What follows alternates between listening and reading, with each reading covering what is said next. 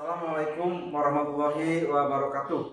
Memperkenalkan, nama saya Muhammad Sofyan Nirja MPD, salah satu guru di SLB Negeri Subang. Pada kesempatan ini saya akan menggambarkan satu kegiatan yang pernah saya lakukan dalam pembelajaran yang sifatnya mengakomodir semua kebutuhan peserta didik. Dari kegiatan pembelajaran pagelaran kolaborasi ini bertujuan: satu, mensosialisasikan kemampuan seni peserta didik berkebutuhan khusus di sekolah reguler sehingga mereka bisa percaya diri dan dihargai. Yang kedua, mewujudkan kebersamaan, kerjasama, saling mengerti, menghargai dari latihan sampai pagelaran antara peserta didik kebutuhan khusus dengan peserta didik yang normal sehingga mereka bisa bermain bersama dalam satu pagelaran. Yang ketiga, mewujudkan profil pelajar Pancasila. Yang keempat, sesuai dengan visi dan misi sekolah, yaitu mewujudkan prinsip sekolah ramah dan inklusi. Penyelenggaraan pagelaran seni gauraan ini dilaksanakan secara kolaborasi antara SLB Negeri Subang dengan SD Negeri Ganda Mekar.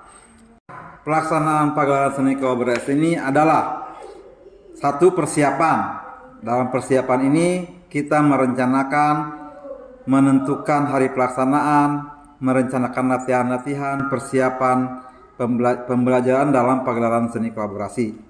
Yang kedua adalah melaksanakan latihan di sekolah SLB Negeri Subang. Penari dari SD Ganda Mekar datang ke SLB Negeri Subang, diperkenalkan alunan musik yang dibawakan, disesuaikan dengan gerakan, kemudian musik dan gerakan direkam untuk dibawa ke sekolah SD untuk melakukan latihan secara mandiri. Yang ketiga, melakukan latihan mandiri di SD Ganda Mekar. Jadi peserta didik dari SD Ganda Mekar melakukan latihan gerakan tari dayang dan penggawanya di SD Ganda Mekar dengan membawa rekaman yang dibawa oleh dari SLB Negeri Subang. Kemudian melakukan latihan gladi bersih dilaksanakan sehari sebelum pelaksanaan di SD Ganda Mekar, dan hari pelaksanaannya yaitu pagelaran seni kolaborasi ini dilaksanakan pada hari Minggu tanggal 19 Juni tahun 2002. Tantangan yang dihadapi dalam pagelaran seni kolaborasi ini adalah: satu, kendala komunikasi dalam latihan, menentukan gerakan lagu supaya bisa diterima oleh kedua belah pihak.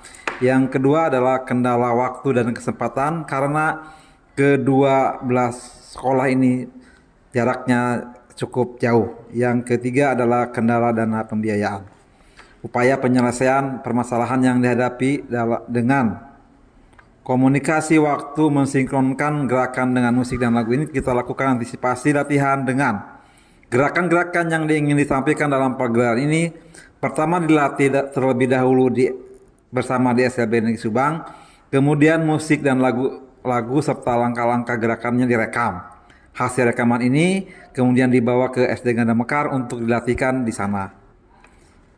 Yang kedua, dengan model pelatihan di atas kita menghemat waktu, jarak, dan biaya, sehingga biaya yang akan dikeluarkan tidak terlalu besar. Dampak dari pagelaran seni kolaborasi ini adalah: satu, tersosialisasinya kemampuan seni peserta didik berkebutuhan khusus di masyarakat sehingga mereka bisa percaya diri dan dihargai.